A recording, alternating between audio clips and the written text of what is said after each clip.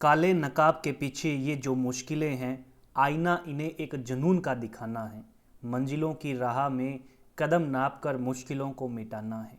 ऊंची है दीवारें, लंबी है कतारें, ना है हमराही ना है हम सफ़र। हौसलों के दम पर तू पल पल बढ़ता चल, तू बढ़ता चल। नमस्कार दोस्तों, स्वागत है आपका राजस्थान करंट अफेयर्स की क्लास में। हम बात करेंगे, आज है 12 अप्रैल 2023। जितने भी करंट अफेयर्स के फैक्ट बनते हैं उनकी चर्चा करने वाले हैं। क्लास में हम बात करेंगे पूर्व कक्षा का जो कमेंट बॉक्स का प्रश्न है उसका आंसर, पिछली कक्षा का रिवीजन और एक नया जिला लेकर हम राजस्थान का हाजिर है। वीडियो के एंड में हम एक जिले की बात करेंगे, तो बने रहिए। वीडियो एंड तक देखनी है, वीडियो को लाइक पहले ही कर दीजिए, चैनल को सब्सक्राइब कर लीजिए, बेल आइकन प्रेस कर दीजिए। पीडीएफ आपको टेलीग्राम ग्रुप में मिलेगी। टेलीग्राम ग्रुप को ज्वाइन करने के लिए डिस्क्रिप्शन में लिंक दे रखी है, वहां जाकर आप टेलीग्राम ग्रुप को ज्वाइन कर सकते हैं। इसके लिए आपके फ़ोन के अंदर एंड्रॉयड ऐप जो टेलीग्राम का है वो होना जरूरी है। टेलीग्राम ग्रुप ज्वाइन कर सकते हैं। तो पूर्व कक्षा का कमेंट बॉक्स का जो प्रश्न है उसकी हमने चर्चा की थी। इंदिरा रसोई योजना शहरी क्षेत्रों में कितने नगरीय निकायों में शुरू की गई है?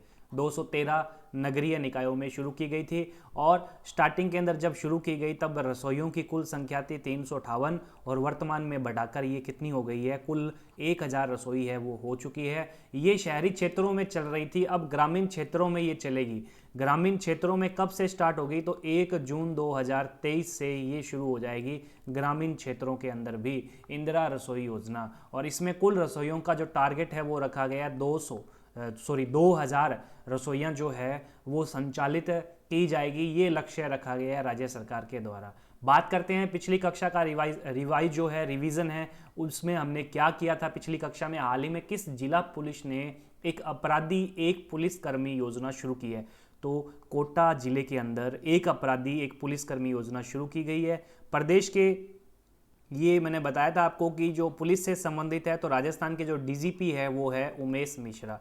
वर्तमान में डीजीपी कौन है? उमेश मिश्रा है। प्रदेश के किसानों को संबल देने के लिए सूक्ष्म सिंचाई व्यवस्था को और अधिक सुदृढ़ करने के लिए कितने करोड़ रुपए के प्रस्ताव को मंजूरी प्रदान की है?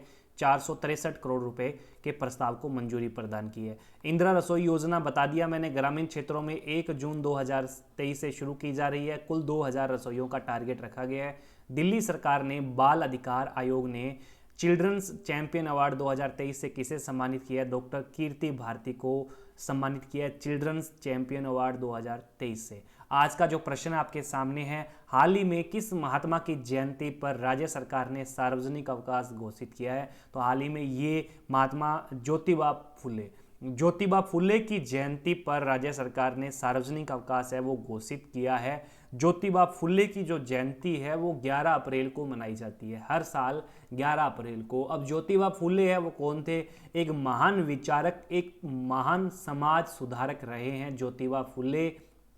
अस्पृश्यता निवारण, महिला सशक्तिकरण और निर्बल वंचित वर्ग के उत्थान के लिए महात्मा फुले ने अविस्मरणीय योगदान दिया है। तो ये राज्य सरकार ने 28 जनवरी को भी एक सार्वजनिक अवकाश घोषित किया था पीछे हाल ही में। तो श्री देवनारायण जी जयंती है, लोक देवता, इनकी जयंती पर 28 जनवरी को जो पहले ऐच्छिक अवकाश था उसे सार्वजनिक अवकाश घोषित कर दिया था। और अभी हाल ही में कल 11 अप्रैल को ये ज्योतिबा फुले की जयंती है, हर वर्ष मनाई जाती है और इस दिन ऐच्छिक अवकाश को सार्वजनिक अवकाश है वो घोषित किया है। तो कुल मिलाकर अब सार्वजनिक अवकाश की संख्या कितनी हो चुकी है? 30 हो चुकी है। तो अच्छे से नोट कर लीजिएगा दोस्तों, हाल ही में ज्योतिबा फुले और देवनारायण जयंती पर सार्वजनिक अवकाश घोषित हुआ है। दोनों में से एक क्वेश्चन पक्का पड़ सकता है। सार्वजनिक अवकाश जो है वो एक क्वेश्चन कन्फर्म है, आएगा ही आएगा। राज्य सरकार वस्तु एवं सेवा कर यानी कि जीएसटी, मूल्य वर्धित कर यानी कि वेट वीएटी जमा करवाने में आसानी करने और लेन देन की आवेदन प्रक्रिया में सहूलियत के लिए किन की नियुक्ति करेगी? तो सरकार जो नियुक्ति करेगी वो टैक्स मित्र की नियुक्ति करेगी। टैक्स मित्र, कुल 2000 टैक्स मित्रों की नियुक्ति की जाएगी राजस्थान के अंदर। राज्य सरकार ये नियुक्तियां करेगी 2000 टैक्स मित्र। तो नाम याद रखना है दोस्तों, टैक्स मित्र। क्यों? जीएसटी और जो वैट है उनके लेन देन की आवेदन प्रक्रिया में सहूलियत के लिए, सहूलियत का मतलब है आसानी, उसे और आसान बनाने के लिए टैक्स मित्र की नियुक्ति की जाएगी। राज्य सरकार टैक्स लेन देन करने वालों को सेल्फ टैक्स स्क्रूटनी की सुविधा भी है वो उपलब्ध करवाएगी और करवाने के लिए आर्टिफिशियल इंटेलिजेंस आधारित ई टैक्स ऑफिसर सॉफ्टवेयर प्लेटफॉर्म भी विकसित करेगी। यानी कि एक ऐप है, एक सॉफ्टवेयर है जो लॉन्च किया जाएगा, ई टैक्स ऑफिसर सॉफ्टवेयर के नाम से प्लेटफॉर्म भी विकसित किया जाएगा। तो ये काफ़ी अच्छा क्वेश्चन है, अच्छे से नोट कर लेना, अच्छे से याद कर लेना, पेपर में बिल्कुल बिल्कुल छप सकता है 100%।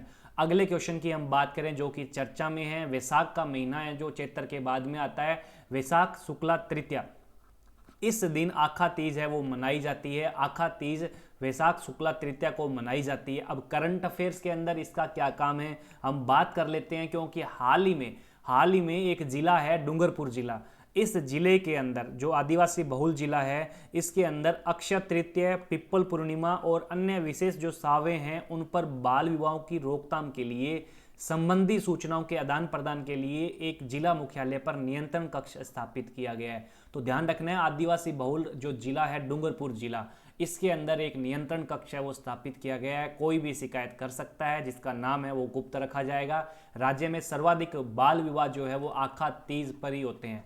आखा तीज कब मनाई जाती है? वैशाख शुक्ला पूर्णिमा, वैशाख शुक्ला तृतीया को ये आखा तीज है जो कि मनाई जाती है। ध्यान रखना है, अक्षय तृतीया भी इसे कहा जाता है। अबुझ सावा भी होता है, इस दिन काफ़ी बाल विवाह किए जाते हैं राजस्थान के अंदर, जिसकी रोकथाम के लिए डूंगरपुर जिले के अंदर ये एक नियंत्रण कक्ष है जो कि स्थापित किया गया है। अगला प्रश्न एक अभियान पे है, प्रदेश में किस अभियान के तहत कक्षा 1 से 5 तक बच्चों को पिंक गोली जो नीले कलर की जो गुलाबी है, और जो 6 से 12 तक के बच्चों को जो ब्लू जो गोली है, नीली गोली है, इनका वितरण किया जाता है, यानी बच्चों को ये खिलाई जाती है। किस अभियान के तहत?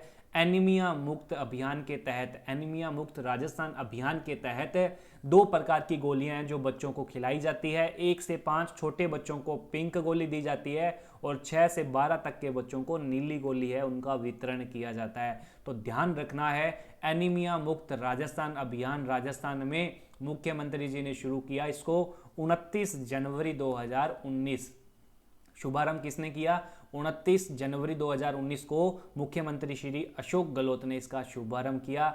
नीली और पिंक गोली है वो की बांटी जाती है, खिलाई जाती है बच्चों को, ये ध्यान रखना है राजकीय विद्यालयों के अंदर। देखिए, अब इस वीडियो के एंड में जो हम एक जिले की बात करने वाले थे, जो आज का जिला है टोंक जिला है। वैसे मैंने कल आपको टेलीग्राम ग्रुप में बता दिया था कि इस क्लास के अंदर टोंक जिला है वो रहने वाला है। शुभंकर टोंक का हंस है, आरजे नंबर है 2626 जो आरजे नंबर है।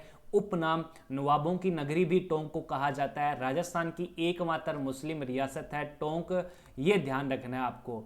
टोंक के अंदर ऊंट की बलि दी जाती थी, प्रथा ये थी टोंक के अंदर, जो कि अभी जिस पे बैन लगा दिया गया है। टोंक के अंदर पर्यटक स्थल जो है टोंक के अंदर, एक तो सबसे पहले नाम आता है डिग्गी। डिग्गी से नाम याद आएगा, डिग्गी कल्याण जी का मंदिर। डिग्गी कल्याण जी का मंदिर टोंक के अंदर है। ये टोंक का ध्यान रखना है आपको। टोंक के अंदर भी काफ़ी जगह है। टोंक को सुनहरी कोठी भी कहा जाता है। टोंक के अंदर एक घंटा घर भी बना हुआ है। टोंक के अंदर क्या बना हुआ है? घंटा घर भी बना हुआ है। अरबी फारसी शोध संस्थान भी टोंक के अंदर है। अविका नगर है, देखिए अविका नगर में क्या है? अविका नगर के अंदर है केंद्रीय भेड़ एवं अनुसंधान केंद्र, केंद्रीय भेड़ प्रजनन एवं अनुसंधान केंद्र। ये अनुसंधान केंद्र कहाँ पर है? अविका नगर में है। तो देखिए, भेड़ प्रजनन अनुसंधान केंद्र अविका नगर में है। बिसलपुर में बिसलपुर बांध बना हुआ है जो कि बनास नदी पे बना हुआ है। याद रखना है दोस्तों, बनास नदी पे कौन सा बांध बना हुआ है? बिसलपुर कहाँ पर है?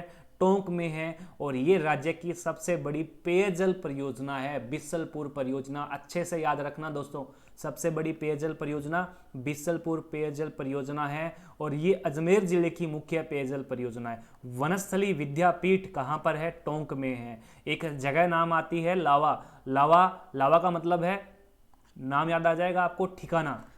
लावा से नाम याद रखना है, ठिकाना। राजस्थान के 3 ठिकाने थे जो प्रमुख थे, कुशलगढ़, नीमराना और लावा।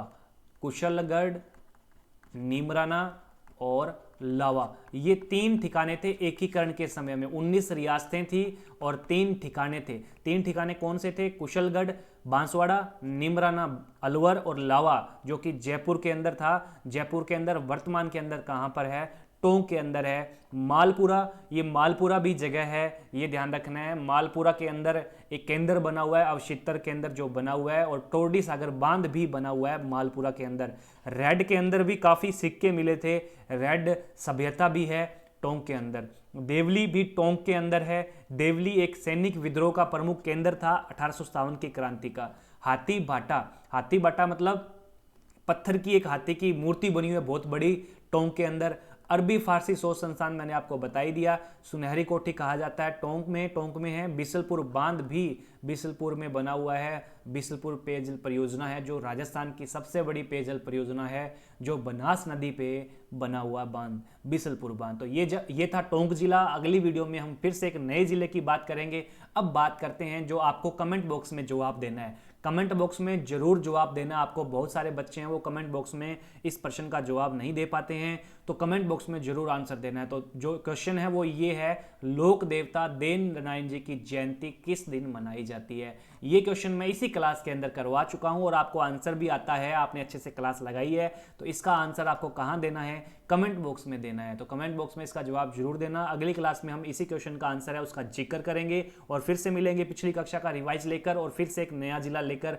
चैनल पर पहली बार जुड़े हैं तो चैनल को सब्सक्राइब कर लीजिए, बेल आइकन प्रेस कर दीजिए। टेलीग्राम ग्रुप की लिंक नीचे डिस्क्रिप्शन में दी गई है। इससे अच्छा राजस्थान का करंट अफेयर है वो कोई नहीं करवाएगा, और पीडीएफ भी आपको टेलीग्राम ग्रुप में मिल जाएगी, क्विज भी आपको टेलीग्राम ग्रुप में मिल जाएगी।